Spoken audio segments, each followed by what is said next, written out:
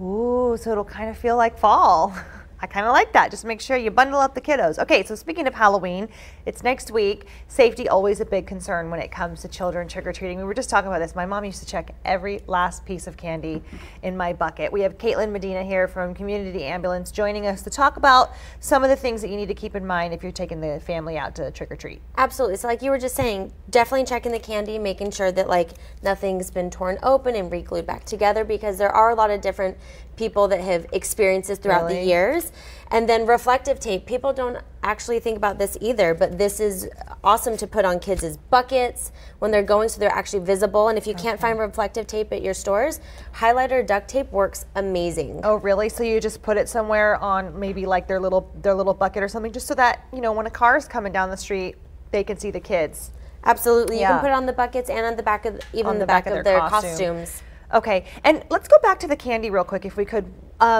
It's just so, it's sad that we have to even think about this, but I know that we've covered some cases where people put needles inside of like candy bars. So absolutely, even if the wrapper hasn't been tampered with, I mean, should you go as far as to open up the candy and break it open?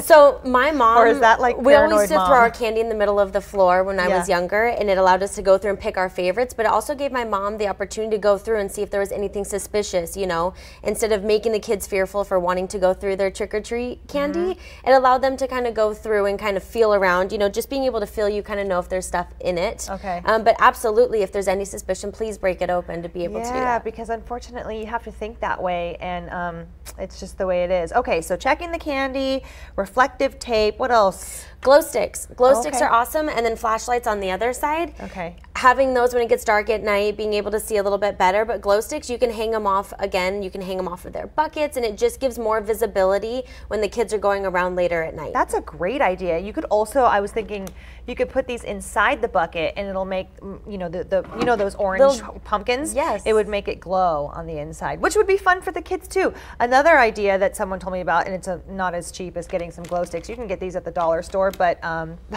if you want to go a little more fancy, is putting like there's these little lights that are battery operated that you can put in there. But it's really important because unfortunately we've actually had a very high profile case. Crystal, what was the name of the young girl who was run over on Halloween night? I know her name. Hold on just a second. Okay, yeah, but she was run over while crossing the street with her family. Brazil Ward. My apologies. Yeah, it's been a few years. Brazil Ward. She survived, but it was a long recovery. You guys see a lot of that on Halloween night? We do, because everyone's out partying. They're not really thinking about it, and unfortunately, you know, drunk driving is a thing that happens that night, as opposed to people just grabbing an Uber or a Lyft.